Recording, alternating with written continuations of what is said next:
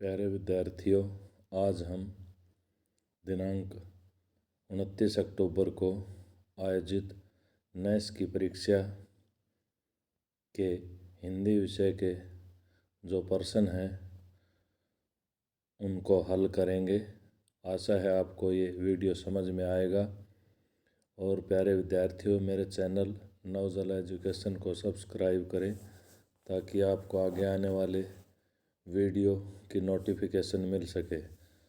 अब सबसे पहले देखिए, गद्यांश के अनुसार किसी भी प्राणी का स्वाभाविक गुण क्या है?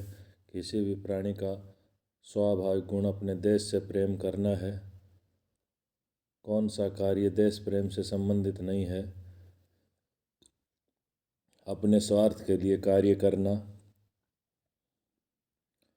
किसी भी देश की उन्नति का सबसे पहला रूप आत्मा की उन्नति क्यों है?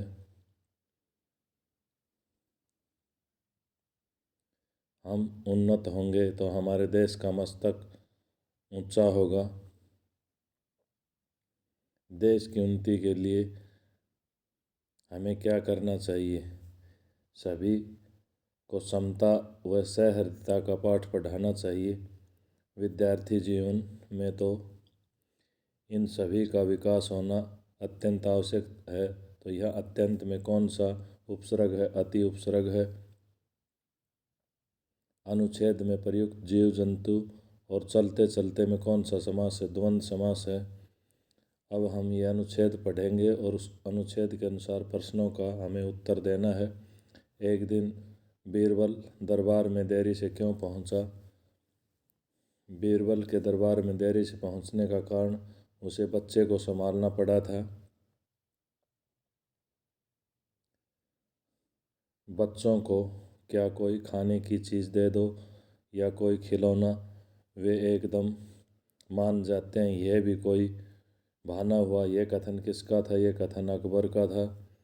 जो सामने देख लिया जाए उसके लिए किसी सबूत या प्रमाण की जरूरत नहीं होती। अनुच्छेद में कौन सी कहावत का अर्थ बोध करा रहा है? हाथ कंगन आरसी, क्या कहावत का बोध हो रहा है?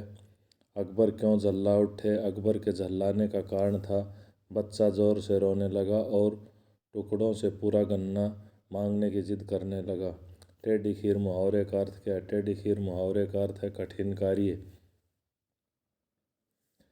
अब तो अकबर झल्ला उठे और बोले, अरे इन टुकड़ों से पूरा गन्ना कैसे बनाऊं?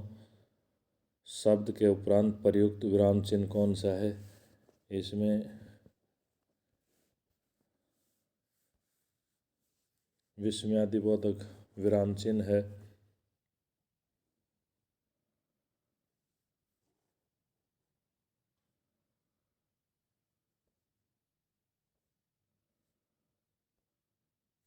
अब देखिए,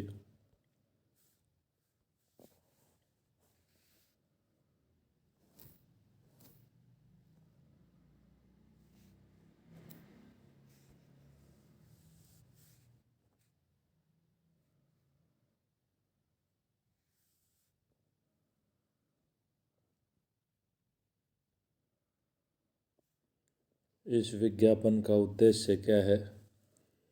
इस विज्ञापन का उद्देश्य लॉकडाउन के दौरान बच्चों के लिए घर पर शिक्षा की व्यवस्था करना, लॉकडाउन के दौरान बच्चों को बीमारी के संक्रमण से बचाना, लॉकडाउन के दौरान बच्चों को होने वाले शैक्षणिक नुकसान को रोकना। तो यहाँ उपयुक्त सभी हैं। इसमें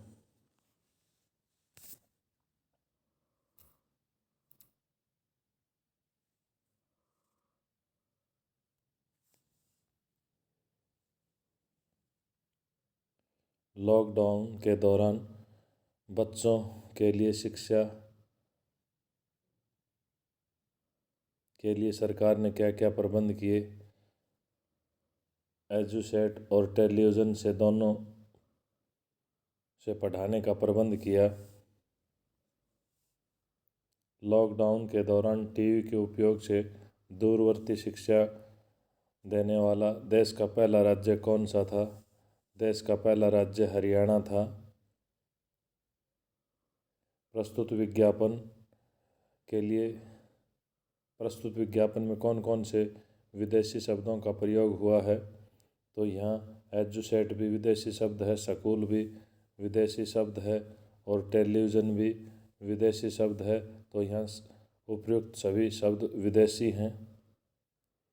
प्रस्तुत विज्ञापन का संबंध हरियाणा के किस विभाग से है? स्कूल शिक्षा विभाग से है। हरियाणा के मुख्यमंत्री का क्या नाम है? श्री मनोहर लाल खट्टर। अब देखिए, हकीकत में मेहनत किसे कहते हैं? हकीकत में मेहनत किस्मत को कहते हैं।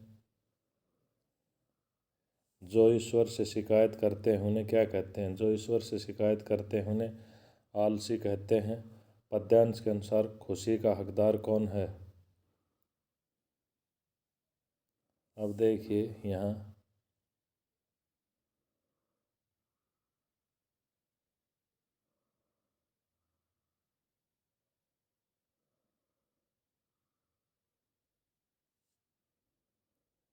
खुशी का हकदार कौन है?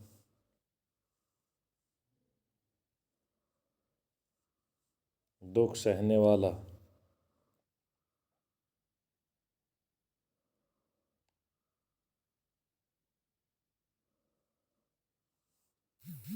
साहसी और आलसी में कौन सा प्रत्यय प्रयुक्त हुआ है? साहसी और आलसी में बड़ी ई या ई प्रत्यय प्रयुक्त हुआ है। किसे छोड़ने पर किस्मत बनती है? यहाँ देखिए, भाग्य की दुआ छोड़ने पर किस्मत बनती है।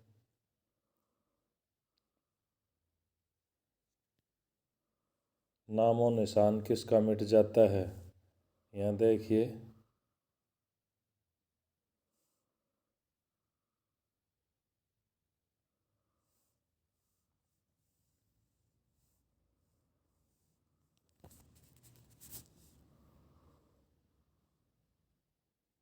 नामो निशान जो रुक जाता है उसका मिट जाता है।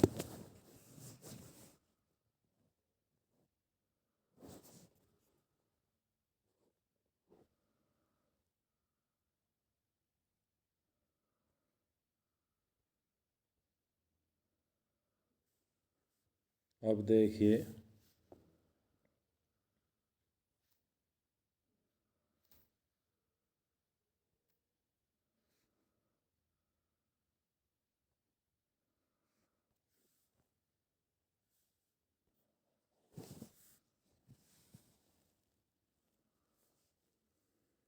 स्वच्छ राष्ट्र बनाएंगे, हर घर से प्लास्टिक को हटाएंगे। ये पैराग्राफ है। इसमें देखिए, मोनू किस में सामान लेकर जा रहा था? तो यहाँ मोनू प्लास्टिक के बैग में सामान लेकर जा रहा था। प्लास्टिक किस किस के लिए हानिकारक है? मानव के लिए भी हानिकारक है, पशुओं के लिए भी हानिकारक है, समुद्री जो जीव हैं उनके लिए भी हानिकारक है। तो यहाँ सभी के लिए प्लास्टिक हानिकारक है। हम आने वाले समय में पर्यावरण सुरक्षा व स्वच्छता में अपना बहुमूल्य योगदान किस प्रकार दे सकते हैं? तो यहाँ देखिए, प्लास्टिक के बैग का प्रयोग करके, प्लास्टिक के बैग के बदले जूट से बने थैले प्रयोग करके, प्लास्टिक के बैग के बदले कपड़े का थैला प्रयोग करके, प्लास्टिक के बैग के बदले दोनों कपड़े और जूट के थैले प्रयोग करके हम योगदान दे सकते हैं। अब देखिए, प्लास्टिक गर्मी और धूप में पिघलने लगती है, उसके साथ पिघलने लगता है। क्या पिघलने लगता है? जहरीला रासायनिक पदार्थ पिघलने लगता है। स्वच्छ राष्ट्र बनाएंगे, हर घर से प्लास्टिक हटाएंगे। इसमें निहित मूल भाव कौन सा है? इसमें निहित मूल भाव प्लास्टिक बैग पर्यावरण के साथ साथ स्वास्थ्य के लिए हानिकारक है। यह निहित मूल भाव है।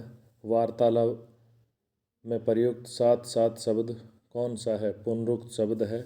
आशा है आपको ये वीडियो अच्छे तरीके से समझ में आया होगा। धन्यवाद।